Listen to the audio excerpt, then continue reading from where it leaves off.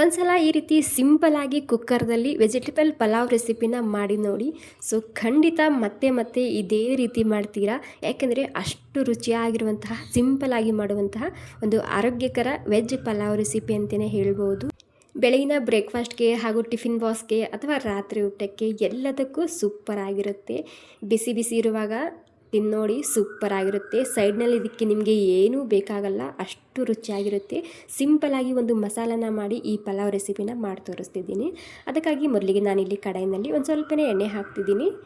ಎಣ್ಣೆ ಬಿಸಿಯಾಗಿದೆ. ಎಣ್ಣೆ ಬಿಸಿ ಆದಮೇಲೆ ಒಂದು ಏಲಕ್ಕಿ, ಒಂದು 4 ಲವಂಗ, ಹಾಗೆ ಒಂದು ಸ್ವಲ್ಪ ದಾಲ್ಚಿನ್ನಿ ಹಾಕ್ತಿದ್ದೀನಿ. ಮತ್ತು ಹಸಿಮೆಣ್ಸಿನ್ಕಾಯಿ, ಬೆಳ್ಳುಳ್ಳಿ ಹಾಗೆ ಹಸಿ ಶುಂಠಿ ಹಾಕ್ತಿದ್ದೀನಿ. ಇಲ್ಲಿ ಹಸಿಮೆಣ್ಸಿನ್ಕಾಯಿ ನಿಮಗೆ ಖಾರಕ್ಕೆ ಎಷ್ಟು ಬೇಕು ಅಷ್ಟು ನೋಡ್ಕೊಂಡು ಹಾಕೋಬೋದು. ಈ ಮೆಣಸಿನ್ಕಾಯಿ ಜಾಸ್ತಿ ಖಾರ ಇದೆ, ಹೀಗಾಗಿ ನಾನಿಲ್ಲಿ ಸ್ವಲ್ಪನೇ ಹಾಕ್ಕೊಂಡೀನಿ. ಸ್ವಲ್ಪನೇ ಎಲ್ಲನೂ ಹಸಿ ವಾಸನೆ ಹೋಗೋ ತನಕ ಬಾಡಿಸ್ಕೊಂಡಾದ್ಮೇಲೆ ಇದಕ್ಕೆ ಕೊತ್ತಂಬರಿ ಸೊಪ್ಪು ಹಾಗೂ ಪುದೀನ ಸೊಪ್ಪು ಹಾಕ್ತಿದ್ದೀನಿ. 2 ಸೊಪ್ಪು ಹಾಕಿದ್ಮೇಲೆ ಮತ್ತೆ 1 ನಿಮಿಷ ಇದನ್ನು ಈ ರೀತಿ ಎಣ್ಣೆಯಲ್ಲಿ ಹಸಿ ವಾಸನೆ ಹೋಗೋ ತನಕ ಇದನ್ನು ಹುರ್ಕೊಂಡು ತಗೋಬೇಕು. ಓಕೆ ನೋಡಿ, ಇವಾಗ ಒಂದು 2 ನಿಮಿಷ ಹಸಿ ವಾಸನೆ ಹೋಗೋ ತನಕ ಹುರ್ಕೊಂಡಿನಿ. ಇವಾಗ ಈ ಮಸಾಲ ಆರಿದ ಮೇಲೆ ಮಿಕ್ಸಿ ಜಾರಿಗೆ ಹಾಕ್ಕೊಂಡು ಪೇಸ್ಟ್ ಮಾಡ್ಕೋಬೇಕು. ಇವಾಗ ಕುಕ್ಕರ್ ಇಡ್ತಿದ್ದೀನಿ. ಕುಕ್ಕರ್ನಲ್ಲಿ ಒಂದು ಸ್ವಲ್ಪ ಎಣ್ಣೆ ಹಾಗೂ ಒಂದು ಸ್ವಲ್ಪ ತುಪ್ಪ ಎರಡು ಸ್ವಲ್ಪ ಸ್ವಲ್ಪ ಹಾಕ್ಕೊಂಡಿದ್ದು ನಾನಿಲ್ಲಿ. ಎಣ್ಣೆ ಬಿಸಿಯಾಗಿದೆ. ಎಣ್ಣೆ ಬಿಸಿ ಆದಮೇಲೆ ಜೀರಿಗೆ ಹಾಕ್ತಿದ್ದೀನಿ, ಒಂದು ಸ್ವಲ್ಪ, ಒಂದು ಸ್ಟಾರ್ ಹಾಕ್ತಿದ್ದೀನಿ, ಪಲಾವ್ ಎಲೆ, ದಾಲ್ಚಿನ್ನಿ ಹಾಕ್ತಿದ್ದೀನಿ. ಬೇಕಿದ್ರೆ ಕಾಳು ಮೆಣಸು ಕೂಡ ಹಾಕೋಬೋದು. ಕಾಳು ಮೆಣಸು ಹಾಕಿದರೆ ಮಕ್ಕಳು ತಿನ್ನೋಲ್ಲ ಅಂತ ನಾನಿಲ್ಲಿ ಹಾಕ್ತಿಲ್ಲ.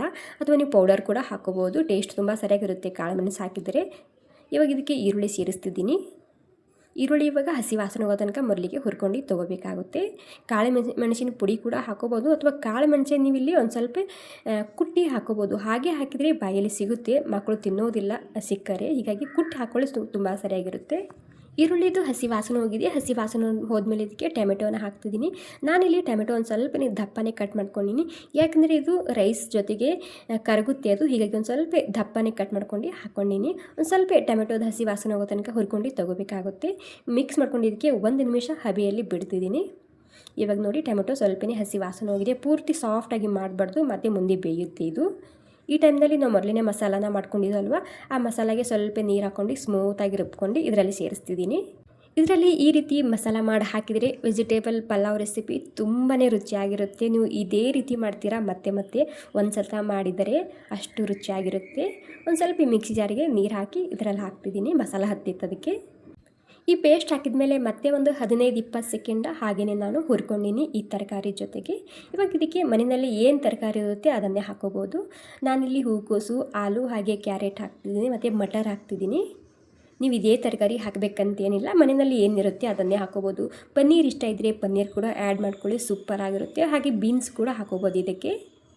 ಅಂದರೆ ಮನೆಯಲ್ಲಿ ಏನಿರುತ್ತೆ ಅದನ್ನು ಹಾಕ್ಕೊಂಡು ಮಾಡ್ಕೋಬೋದು ಈ ವೆಜಿಟೇಬಲ್ ಪಲಾವ್ ರೆಸಿಪಿ. ಇವಾಗ ಇದಕ್ಕೆ ಅರಿಶಿನ, ರುಚಿಗೆ ಬೇಕಾದಷ್ಟು ಉಪ್ಪು ಹಾಕ್ತಿದ್ದೀನಿ. ಉಪ್ಪು ಮತ್ತು ಅರಿಶಿನ ಹಾಕ್ಕೊಂಡು ಈ ಮಸಾಲ ಜೊತೆಗೆ ನೀಟಾಗಿ ಎಲ್ಲನೂ ಮಿಕ್ಸ್ ಮಾಡ್ಕೊಂಡು ತಗೋಬೇಕು. ಇವಾಗ ನೋಡಿ, 1 ನಿಮಿಷ ಹಾಗೆಯೇ ನಾನು ಹುರ್ಕೊಂಡಿದ್ದ. ಇವಾಗ 1 ನಿಮಿಷ ಹಾಗೆಯೇ ಸ್ಲೋ ಗ್ಯಾಸ್ನಲ್ಲಿ ಮುಚ್ಚಿಡ್ತಿದ್ದೀನಿ, ತರಕಾರಿ ಸರಿಯಾಗಿ ಮಸಾಲ ಹೀರಿಕೊಳ್ಳಿ. ಓಕೆ ನೋಡಿ, 1 ನಿಮಿಷ ನಾನು ಹಾಗೆಯೇ ಮುಚ್ಚಿಟ್ಟಿದ್ದ. 1 ನಿಮಿಷ ಆದಮೇಲೆ ಮತ್ತೆ ಒಂದು ಸಲ ಇದನ್ನು ನೀಟಾಗಿ ಮಿಕ್ಸ್ ಮಾಡ್ಕೊಂಡು ತೊಗೊತಿದ್ದೀನಿ. ಇವಾಗ ಇದಕ್ಕೆ ನಾನು ನೀರು ಹಾಕ್ತಿದ್ದೀನಿ. ನಾನಿಲ್ಲಿ ಬಾಸ್ಮತಿ ಅಕ್ಕಿ ತೊಗೊಂಡಿದ್ದೀನಿ. 1.5 ಗ್ಲಾಸಿಗೆ ನಾನಿಲ್ಲಿ 2.5 ಗ್ಲಾಸ್ ಆಗುವಷ್ಟು ನೀರು ಹಾಕ್ತಿದ್ದೀನಿ. ನಾನಿಲ್ಲಿ ಕುಕ್ಕರ್ದಲ್ಲಿ ಮಾಡ್ತಿರೋದ್ರಿಂದ 2.5 ಗ್ಲಾಸ್ ಹಾಕ್ಕೊಂಡಿನಿ. ನೀವಿಲ್ಲಿ ಪಾತ್ರೆಯಲ್ಲಿ ಮಾಡ್ತಿದ್ರೆ ಒಂದು 3 ಗ್ಲಾಸ್ ಆಗುವಷ್ಟು ನೀರನ್ನ ಹಾಕೋಬೇಕಾಗುತ್ತೆ 1.5 ಗ್ಲಾಸ್ ಬಾಸ್ಮತಿ ಅಕ್ಕಿಗೆ. ಓಕೆ ನೋಡಿ, ನೀಟಾಗಿ ಮಿಕ್ಸ್ ಮಾಡ್ಕೊಂಡು ಒಂದು ಸಲ ನೀವು ಇಲ್ಲಿ ನೀರು ಹಾಕಿದ್ಮೇಲೆ ಉಪ್ಪು ಖಾರ ಚೆಕ್ ಮಾಡಿ ನೋಡ್ಬೋದು. ಒಂದು ಸ್ವಲ್ಪ ಪಲಾವ್ ಅಥವಾ ಬಿರಿಯಾನಿಗೆ ಉಪ್ಪು ಜಾಸ್ತಿ ಇದ್ರೇ ರುಚಿ ಅನಿಸುತ್ತೆ ಅದು. ನನಗೆ ಸ್ವಲ್ಪನೇ ಉಪ್ಪು ಕಮ್ಮಿ ಅನಿಸ್ತಿತ್ತು, ಹೀಗಾಗಿ ನಾನು ಇಲ್ಲಿ ಮತ್ತೆ ಒಂದು ಸ್ವಲ್ಪನೇ ಉಪ್ಪನ್ನ ಆ್ಯಡ್ ಮಾಡ್ಕೊಂಡಿನಿ. ಇಲ್ಲಿ ನೀವು ನೀರನ್ನ ಟೇಸ್ಟ್ ಮಾಡಿ ನೋಡ್ಬೋದು. ಒಂದು ಸ್ವಲ್ಪ ಹಾಕೊಂಡಿನಿ, ಜಾಸ್ತಿ ಏನಿಲ್ಲ. ಓಕೆ ನೋಡಿ, ಇವಾಗ ಫುಲ್ ನೀರಾಗಿ ಕುದಿ ಬರಬೇಕು, ಅಲ್ಲಿ ತನಕ ವೇಟ್ ಮಾಡಿ.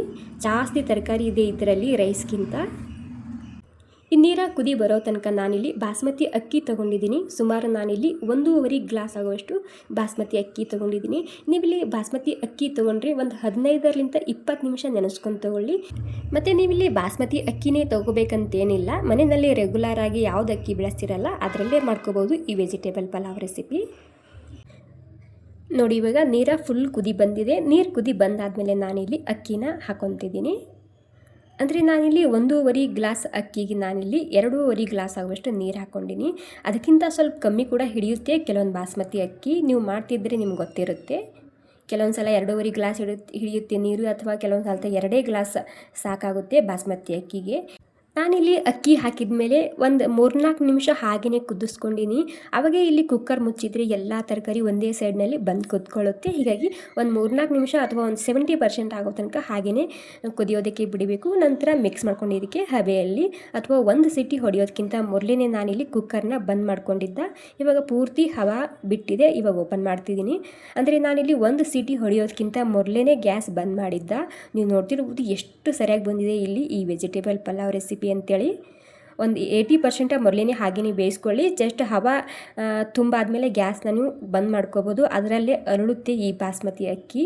ಎಷ್ಟು ಸರಿಯಾಗಿ ಬಂದಿದೆ ನೋಡಿ, ಎಷ್ಟು ಬಿಡಿ ಬಿಡಿಯಾಗಿ ಬಂದಿದೆ. ಒಂದು ಸ್ವಲ್ಪ ಕೂಡ ಸಾಫ್ಟ್ ಆಗಿಲ್ಲ, ಅಷ್ಟೇ ರುಚಿಯಾಗಿತ್ತು. ಮತ್ತು ಈ ಹೆಲ್ದಿ ವೆಜಿಟೇಬಲ್ ಪಲಾವ್ ರೆಸಿಪಿ ಮಾಡೋದು ಎಷ್ಟು ಸಿಂಪಲ್ ಅಲ್ವಾ? ಮಿಸ್ ಮಾಡದೆ ಟ್ರೈ ಮಾಡಿ ನೋಡಿ. ಹೋಟೆಲ್ಗೆ ಹೋಗೋ ಅವಶ್ಯಕತೆಯೇ ಇಲ್ಲ, ಅಷ್ಟು ರುಚಿಯಾಗಿರುತ್ತೆ. ಇಷ್ಟ ಆಗಿದ್ರೆ ಒಂದು ಲೈಕ್ ಮಾಡಿ.